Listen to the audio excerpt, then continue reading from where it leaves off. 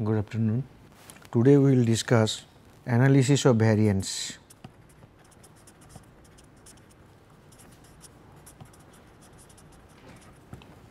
Popularly known as ANOVA.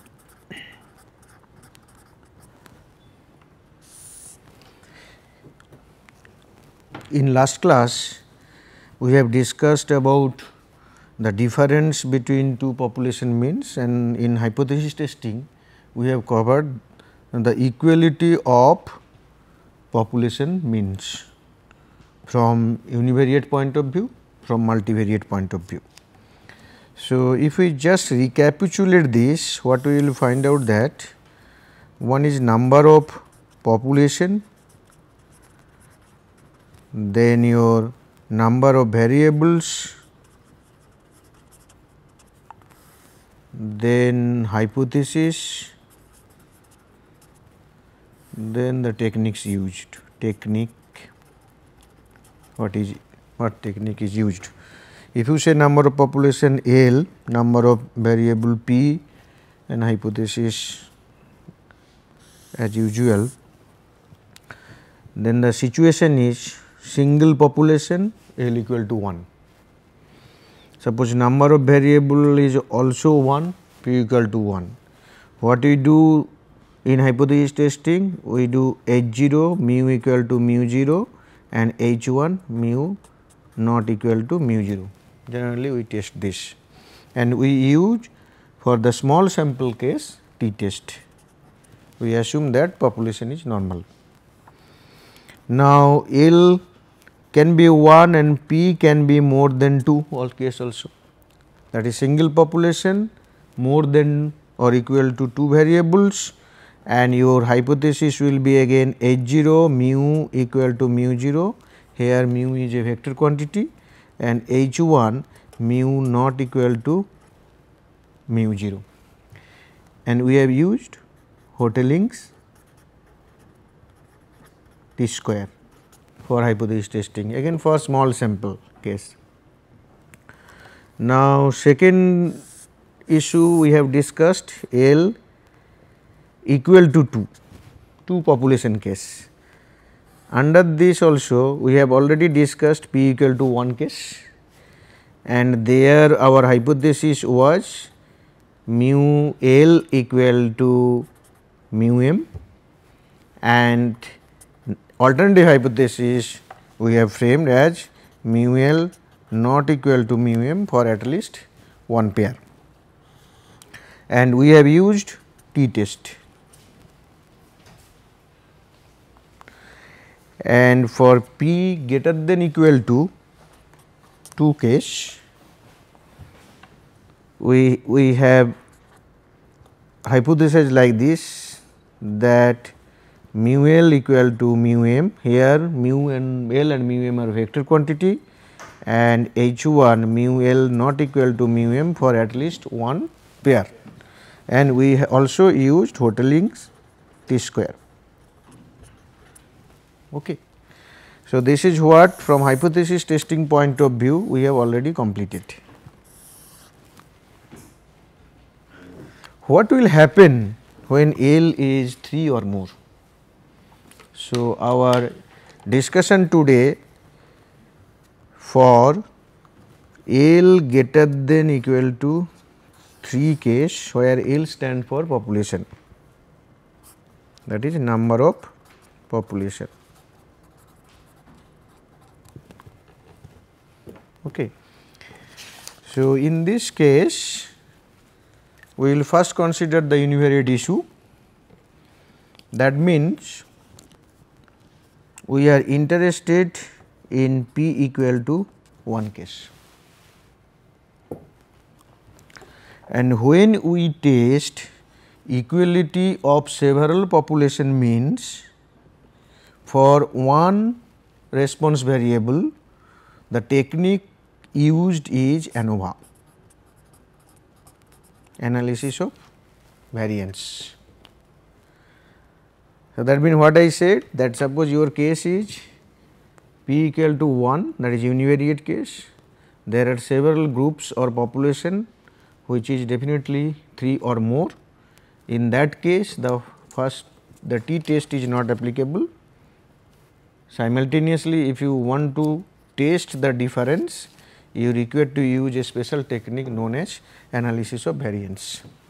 So, today we will see in terms of ANOVA. For ANOVA, these are the contents: conceptual model, assumptions, estimation of parameters, model adequacy tests, interpretation of results, followed by references. What is this conceptual model? I will be describing with an example.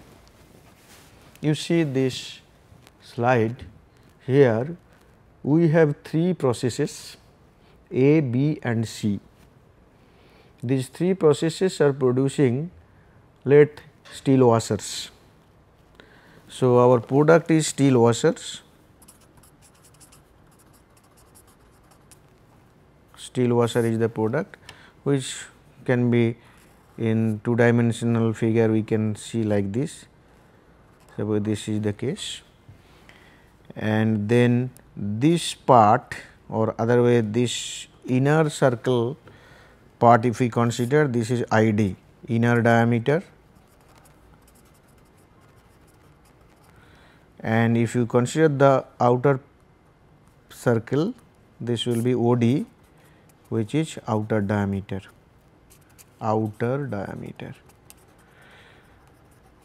Let both are measured in millimeter.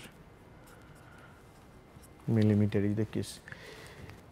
Here these values are in millimeter for outer diameter. The problem is that you are producing through three different processes, but you are producing same thing, that is steel washer, and outer diameter is the quality variable and which is specified by the customers. Okay. Now, as a manufacturer of these steel washers, what you require to know? You require to know that whether all the processes are producing at the same level from quality point of view, same level or not. And the manufacturer is interested to test the differences in means of outer diameter for the three processes.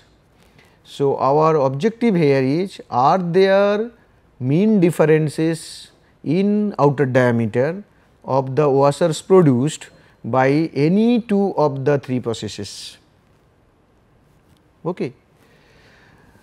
Under such situation, the most widely used graphical plot is box plot.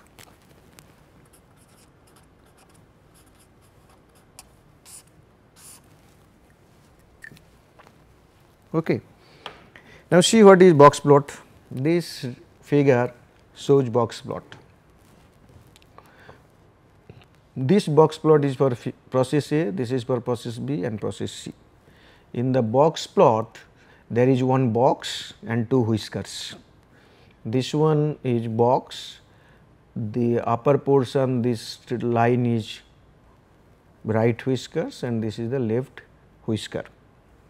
This box is determined by interquartile range IQR, and the horizontal middle line here, this is the median position from the data, and the circle plus 1, that is the mean position.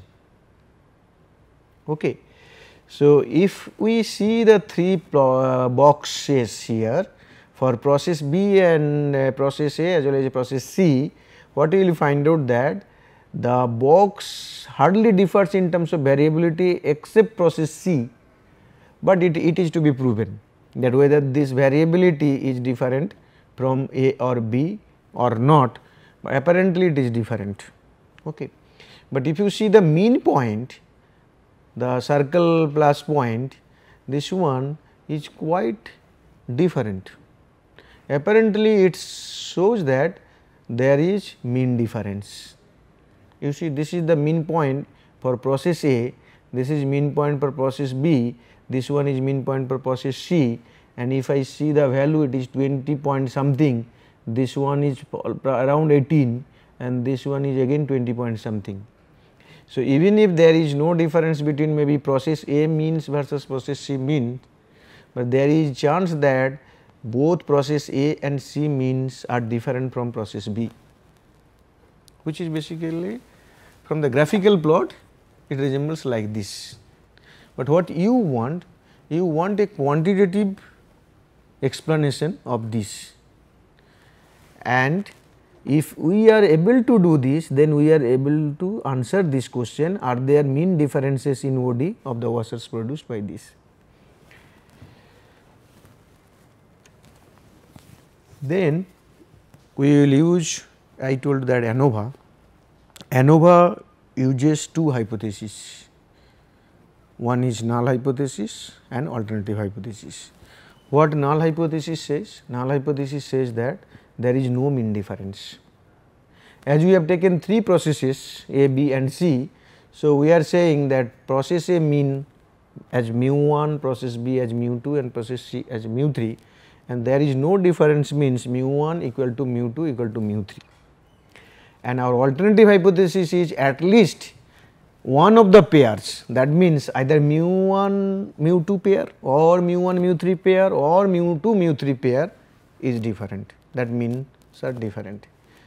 So, pictorially the left hand side figure is your null hypothesis, and here the right hand side is your alternative hypothesis.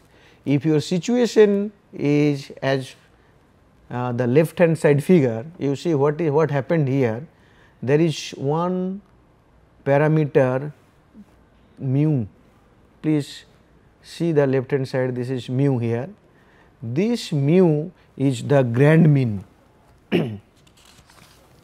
grand mean. So, there is one parameter called mu which is known as grand mean. By grand mean, what do we mean? By grand mean we mean that you have three processes here in this case. So, you have produced several items, you have measured the outer diameter in this case, irrespective of the process you take everything as a whole and compute the mean. Okay. This is what is grand mean, the totality. For example, in this case we have seen that we will collect certain amount of data, and we have collected 10 data points, sample size is 10 for process A, process B and process C, 10 each. So, what will happen ultimately, total data point if I say n, that is 30, and you are considering every data points, all sum. So, sum of all the data points divided by 30, that is your grand mean. If you collect 30 data points, 10 from each of the processes, that will become your grand mean. Okay. Now, there is another mean which is known as process mean, or in this case we will say the population mean, because we have assumed that each of the processes are different, as if each of the processes are representing a population. Process A is one population, process B is another, process C is the other one. Mu1 is the mean of process A, mu2 is the mean of process B, and mu3 is the mean of process C. When null hypothesis is true, that means mu1 equal to mu2 equal to mu3, then it will be equal to mu. Okay, because we are you are collecting here 10 samples from each of the population, and when null hypothesis is true, what will happen? You compute the process A mean, process B mean, process C mean, you will be also the grand mean, you will be finding that they are equal, because it is obvious. Because what is the group mean calculation? Do you know that? I think all of you know N1 F1 plus N2 F2 plus N3 F3 by N1 plus N2 plus N3, that is the group mean. Okay. If you calculate group mean, this is the formula. where for the first case frequency is f1, second case frequency is this is basically f1, okay. N1 f1, N2 f2, N3 f3, and N1 is the number of cases from the, that is the, I think we have to use mu here, N1 into mu plus into f1 is, it is basically mu 1 mu 2, that will be better. So, I will write like this, N1 mu 1 plus N2 mu 2 plus N3 mu 3 by N1 plus N2 plus N3. Okay. So, this is the general expression, we will not consider, we will consider this one here. So, if mu 1, mu 2 and mu 3 are same, then what is happening here? Then it is mu N1 plus N2 plus N3 by N1 plus N2 plus N3. This will be cancelled out, this is mu equal to mu. So, grand mean will be like this. Now, let us see that what are the other parameters available here. You see the left hand side again, there is another parameter which is epsilon IL, this one. This is the error quantity. Error in the sense, if you take any observation xi1 for the first process, from the first process, then if we consider that mu 1 equal to mu, then mu 1 will come here, the difference between the two, that is the observed value minus the mean value, that is epsilon IL. Later on we will see this is basically error quantity. So, similarly for mu 2 also epsilon I2, for mu 3, that is process C case also epsilon I3 you are getting. Now, come to the right hand side. In the right hand side what is happening, what this figure resembles that the mu 1, mu 2 and mu 3 are not same. So, they are not coinciding with mu, and as a result what will happen, you will be getting one more parameter here, that is known as tau. You see this is tau, this one is also tau, this is tau. So, tau 1 is this value. What is this? This is the process mean minus grand mean, and tau 2 is again the process mean minus grand mean for process B, tau 3 is process mean minus grand mean for process C. So, one more parameter is coming into picture. So, what we will do, using all those things, we will redefine the ANOVA model, and that is that any observation can be partitioned into three parts, that is XIL is the observation, that is the ith observation on the nth population to be collected, mu is the grand mean, tau L is the population effect, and epsilon IL is the error term which is not captured either through grand mean or tau L, or combiningly it is not captured basically. Okay. So, and what is tau L? Tau L is the population effect. So, nth population effect is tau L, which is also known as treatment effect. So, this is mu L minus mu, that means the mean of nth population minus grand mean, and other one epsilon IL, that is the error part, is calculated like this. Here we, this right hand side there are two conditions given, one is L equal to 1 to L tau I L equal to 0 for equal sample size case, means when you collect sample, same sample size sample from the three populations or L population, what will happen here, you will find out that their effect will be, total effect will be 0.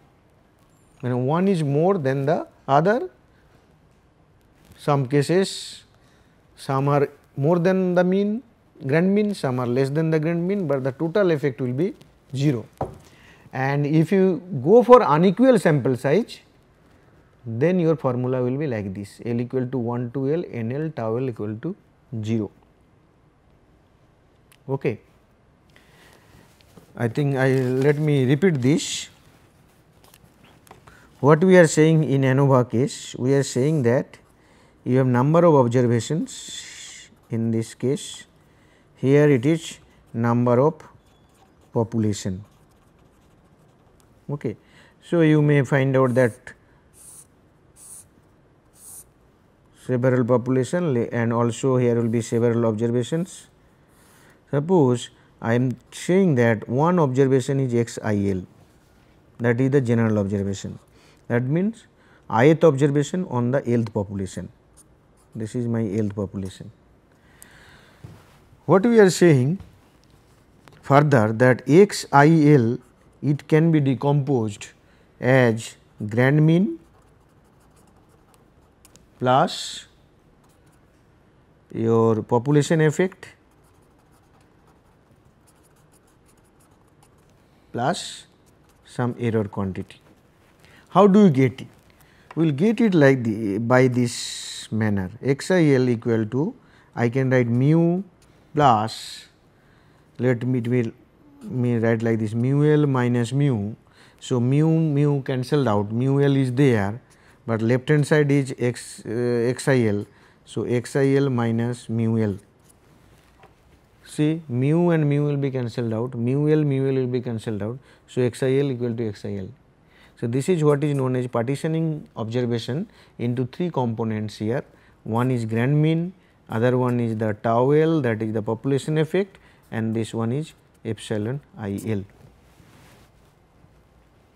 So, you are partitioning the observation values into three component here, and each component is a parameter of ANOVA.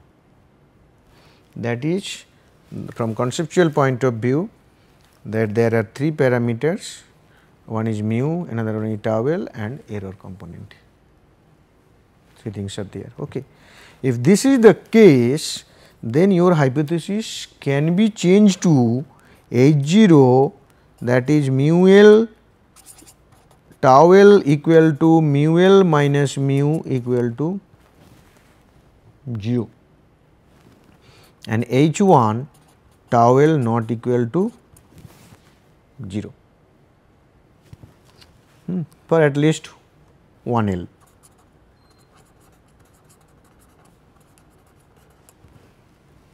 For at least 1 L.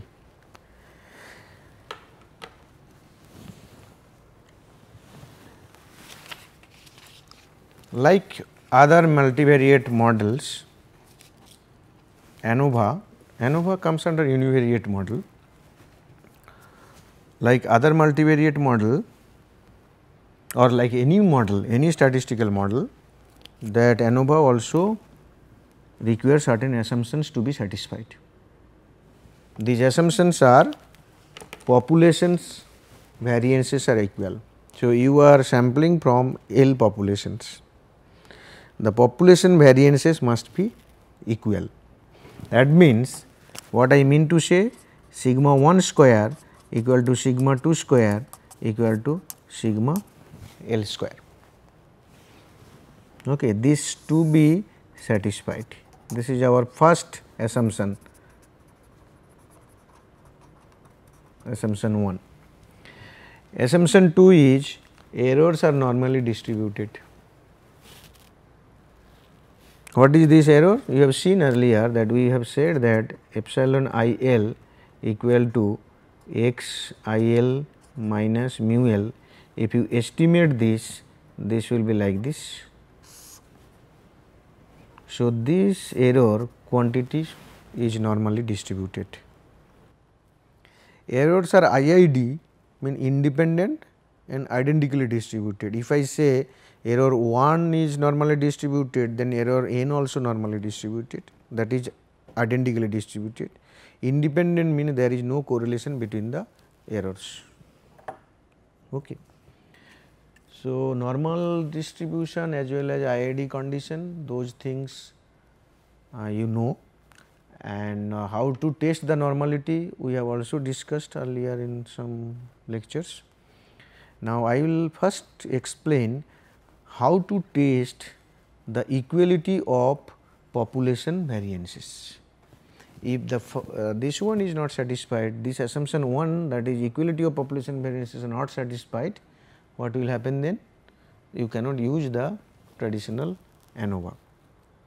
Okay, it is there, some other methods are there, but you have to go for different way of doing things, but here this assumption is vital for us.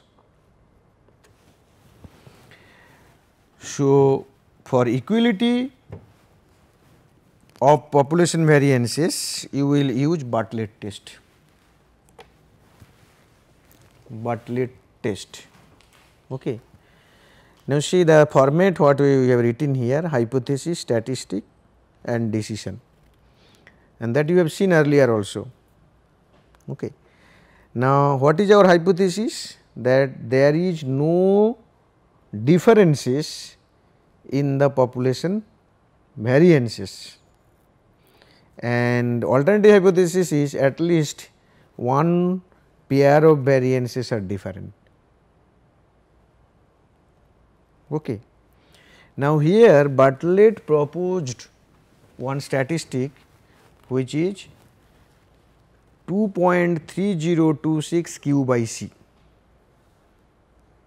This is a statistic where Q is n minus L log 10 SP square minus L equal to 1 to L n L minus 1 log 10 SL square. I hope you can recollect what is SP square and what is SL square. Okay. This is pooled variance and this one is individual population variance. So, you require to compute first L1, S1, S2 square, S1 3 square, S4 square like the all individual population variance values. Then also you require to compute the pooled one. This pooled one is given in this equation, SP square equal to L equal to 1 to capital L n L minus 1 SL square by n minus L. I think that you have already seen in last class. What we are saying that SP square, this is n1 minus 1 S1, n2 minus 1 S2 like this nL minus 1 SL divided by n1 plus n2 up to nL minus the how many populations are there, that is L. So, this quantity is nothing but nL minus 1 SL L equal to 1 to L divided by sum total of nL minus L, where L equal to 1 to capital L. So, this is your SP square you have developed earlier also. If you know this, then you are in a position to calculate Q. What is capital N here? Which one? N minus L minus L. This capital N is nothing but this one. Capital N is L equal to 1 to capital L small n L. That means the total sample size from all the population. Although it is total sample size is not that meaningful, I mean from every population you collected certain sample of size, some sizes, and that totality we are talking about. Then you have to compute C. C is 1 plus 1 by 3 L minus 1, L equal to 1 to L, n L minus 1 inverse minus n minus L inverse. This is your C value. Okay. So, please go through this C. There are basically C is another quantity which is basically L and n values are depicting this C, and this C will be used as the divisor. So, then chi square is 2.3026 Q by C. So, given data set you have to calculate Q, you have to calculate C, then you find out the chi square value. Chi square is 2.3026 Q by C, and what does it mean when you say chi square? Because this quantity follows chi square distribution, and what will be the degrees of freedom? that you see it is clearly written here in the decision case that reject H0 when the chi-square computed is greater than chi-square L minus 1 for a particular alpha value. So, what do we mean then? That 2.3026 q by c follows chi-square distribution with L minus 1 degrees of freedom, correct. I think the similar thing you have seen earlier also, we are repeating. See the same problem. So, we have 30 observations, 10 from each of the processes, and what we have done here, we have calculated the variance for the first process, that is 1.51, variance for the second process, that is 1.43, variance for the third process, that is 0.93, and then you have computed chi-square by that is this one is chi-square. So, you have computed first pooled variance, then q, then c, then chi-square which is 0.25. Now, we all know that chi-square with 2 degrees of freedom and alpha equal to 0.05, this value is 5.99. We have seen this one earlier also. Now, the computed value is less than the tabulated value. So, what will be your decision? You will accept null hypothesis or reject null hypothesis? Accept null hypothesis. You fail to reject null hypothesis. So, the same principle,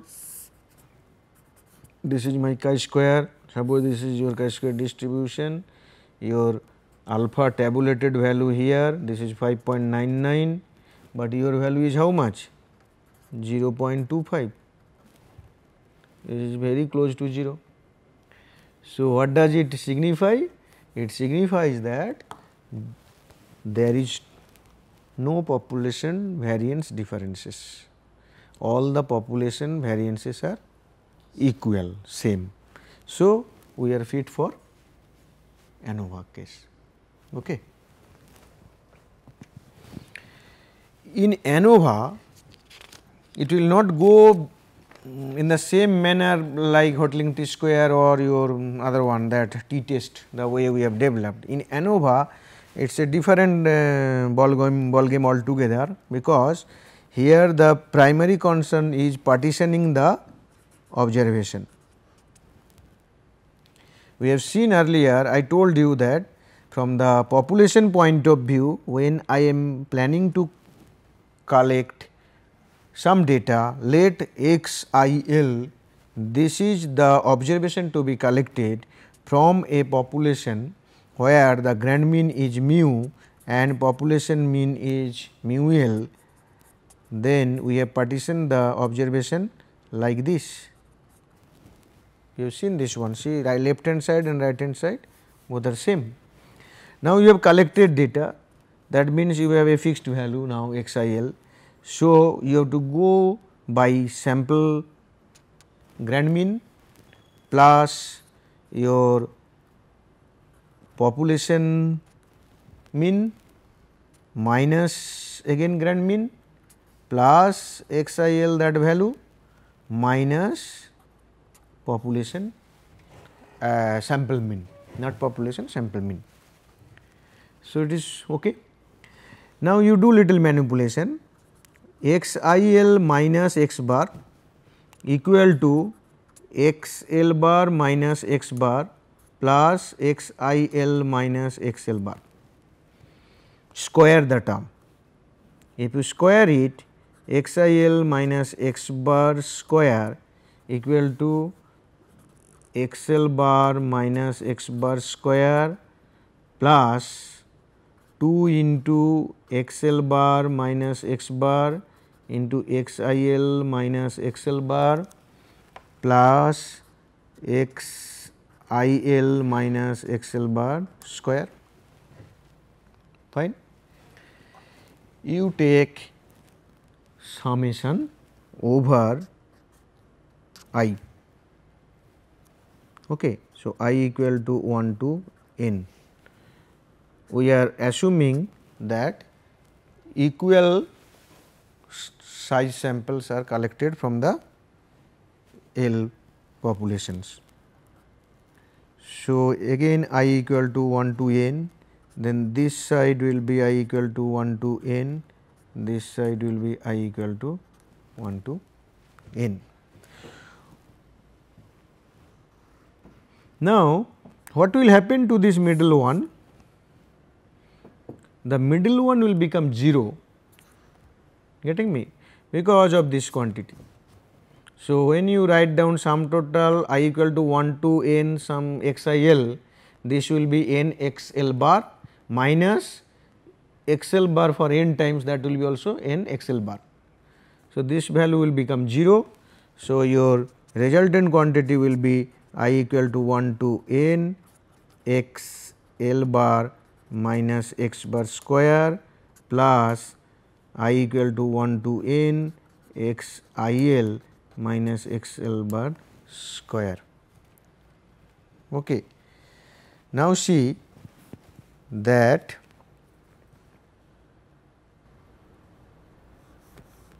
this one, this is in the left hand side some quantity, right hand side also some quantity, 2 squares is given here. Okay. Achha, this is for a particular population, L population, yes or no? Because we have taken x I L, everywhere L is there, but how many L populations are there? Capital L populations are there. So, that means your observation is spreaded over all L populations. So, if I take one more summation, what will happen? What you will do then? You will write down L equal to 1 to capital L, sum total of I equal to 1 to n x I L minus x bar square equal to L equal to 1 to capital L, I equal to 1 to n x L bar minus x bar plus sum total of L equal to 1 to capital L, I equal to 1 to n x I L minus x L bar square, this is also square. Now, in this case is there any I, x L bar minus x bar, there is no I component. So, that means the same component for n times. So, you can write like this,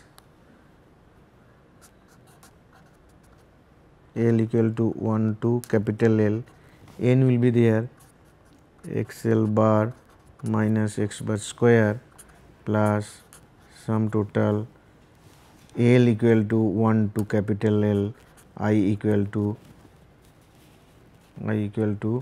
1 to n x I L minus x bar square.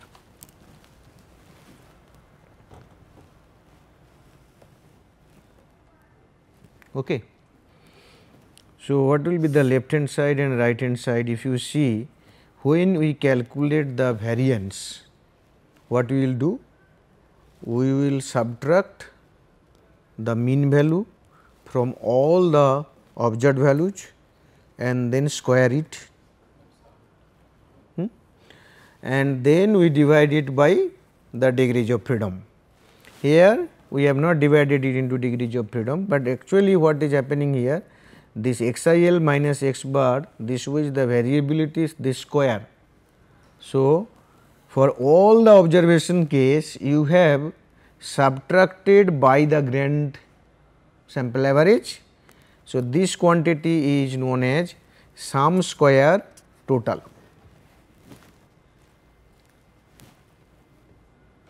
Okay.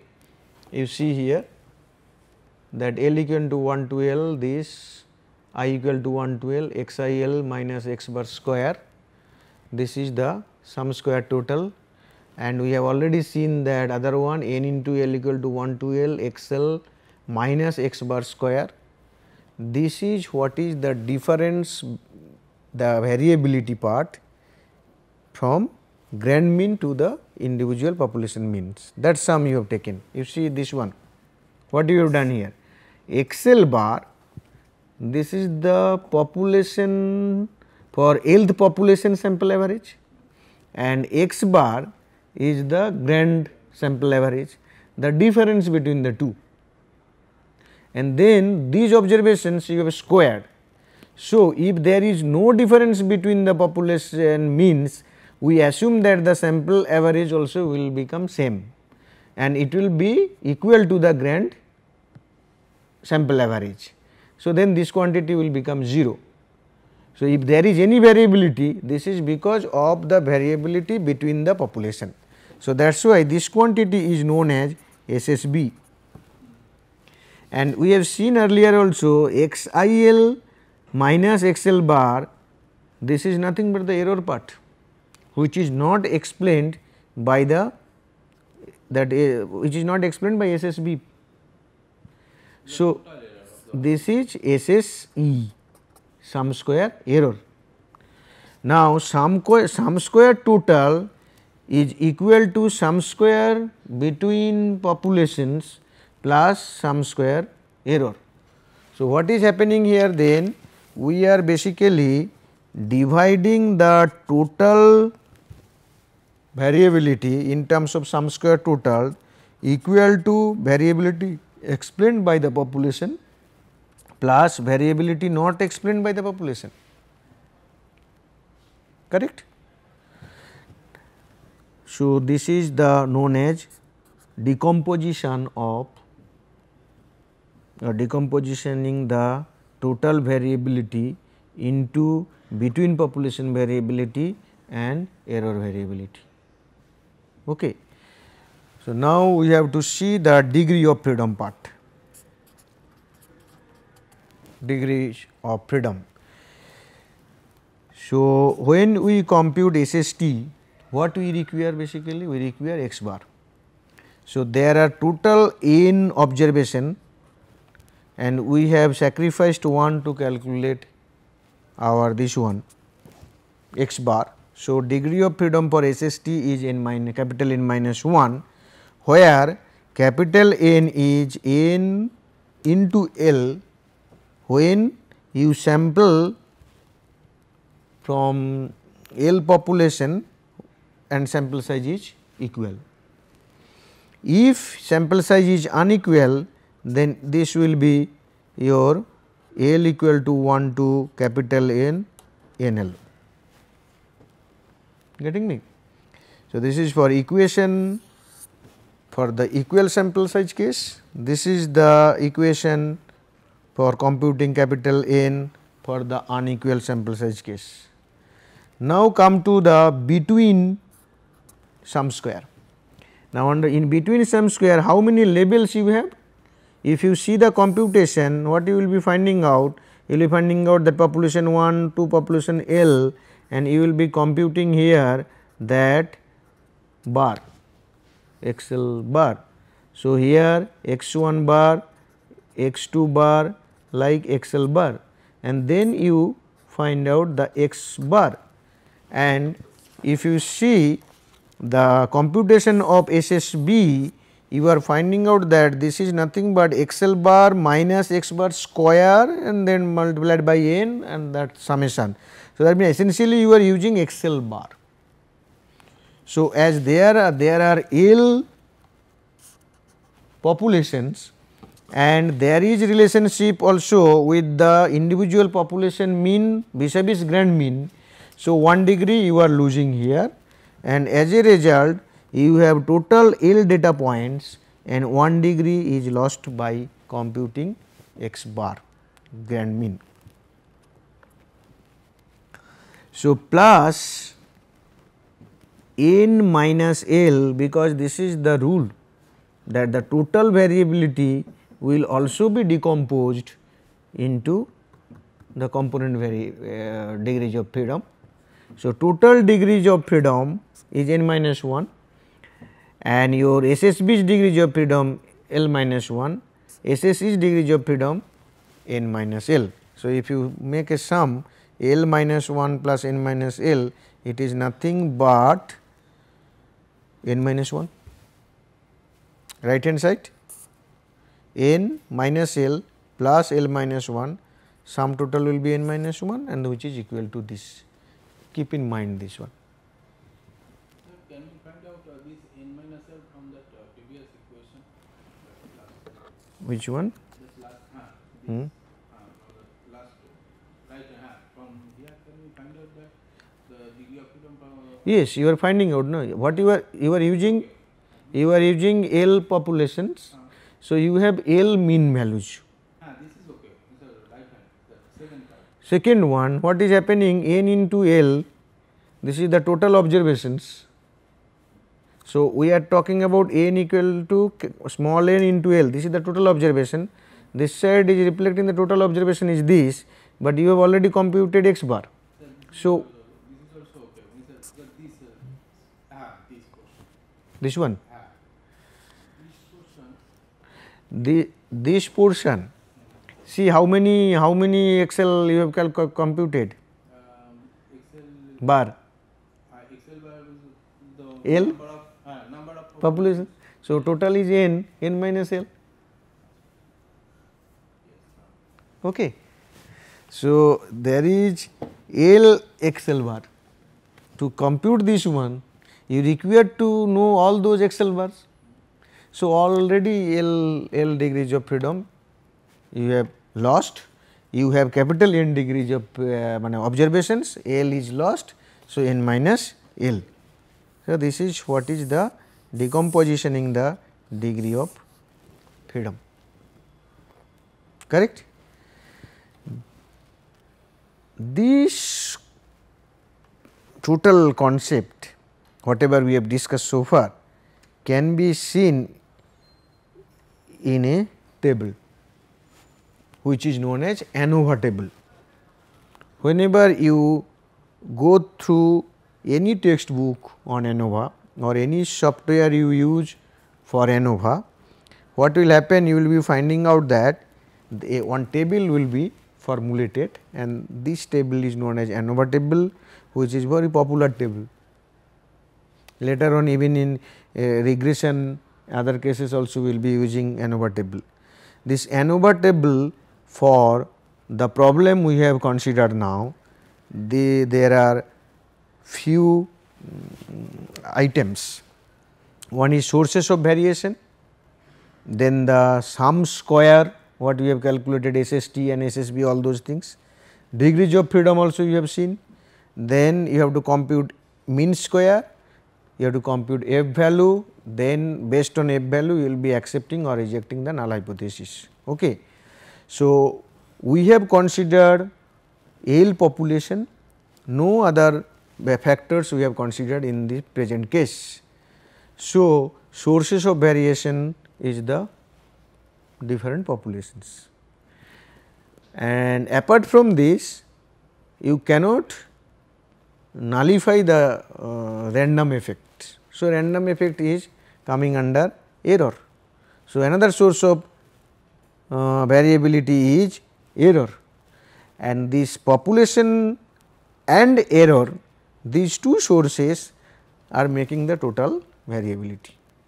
So, as a result your table looks like this: population, error and total, then SSB, SSE and SST, and you have already seen that what is the degrees of freedom case L minus 1 for SSB, for SSE NL minus L and for SST NL minus 1.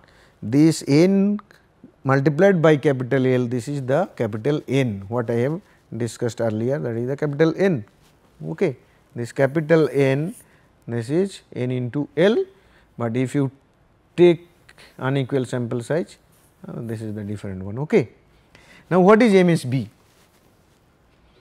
MSB is mean squared between populations. This is nothing but sum square between population divided by its degrees of freedom. Okay. Then what will be your MSE? MSE is SSE by its degrees of freedom. So, this MSE will come here. You write like this, MSB is this, MSE here under error, you write under error MSE. So, I am writing again what will happen here, population, then error, then total. These are the sources of variation, sources. We are computing sum square, that is sum square between populations, sum square error and sum square total. What is our degree of freedom? Degree of freedom, it will be L minus 1, and this will be your n minus L, and this will be n minus 1, where n is nothing but capital L into small n. And then we are talking about MS, mean square, which is SSB by n minus L minus 1, and this will be MS SSE by n minus L. So, that means what is this? SSB by L minus 1 is MSB, SSE by n minus L is MSE. Okay. Now, you are finding out a statistics called F, which is MSB divided by MSE. Why it is F distributed? Ratio of two chi-square variable, because SSB is the square, this is sum square and sum square, ratio of two square, this is F distributed. Okay. And what will be the degrees of numerator and denominator degrees of freedom for F here? Definitely, what is there in numerator? SSB by degrees of freedom L minus 1. So, we will be comparing this with L minus 1, and what is the denominator degrees of freedom? N minus L,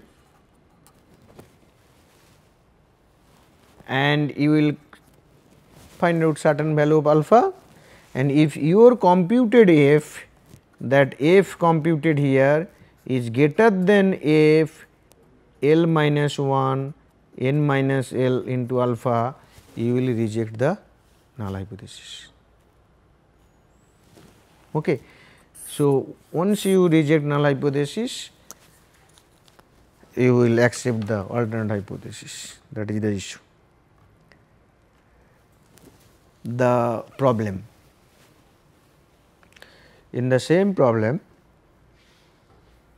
we have done the hypothesis testing, and population, that variability sum square between population is 43.415, error SSE is 25.686 and total is 69.101. Degrees of freedom, because there are 3 processes, so 3 minus 1, that is 2, 3 minus 1 is 2, and there are 30 total observations, that minus 1 is 29, and the difference between 29 and 2 is 27, that will be definitely the error degrees of freedom. Then mean square is 43.415 by 2, that is 21.708, and for error, that is again 25.686 by 27, which is 0.951. You see the mean square value is very less. It is so less because there is effect. So, then F is MSE by MSB by MSE. This is 21.708 is MSB and 0.951 is MSE, and that ratio is 22.82, and which is far away from 0, If you see the F table, you will find the probability is almost close to 0. That means, if I say like this is my F distribution, that means you are somewhere here, this one, which is your 22.82. This one is close to 0. So, there is difference. This is what is tested through grossly tested through ANOVA first level test is this: there is difference in population, our this one, the means, population means, that is what you are testing. Okay. Any two population, any two means there is a difference between any two population. No, but here when you test this F test, when you are doing here, your now what is your null hypothesis? Null hypothesis: no population, no differences in population means. Correct. What is the alternative hypothesis? At least one pair is different. So when you complete this one, and if you find that you are rejecting H0, it simply says that there is population difference in terms of population means, but you do not know which pair. So we have to know which pair are different. Okay. So next class I will explain this, which pair is different and other things.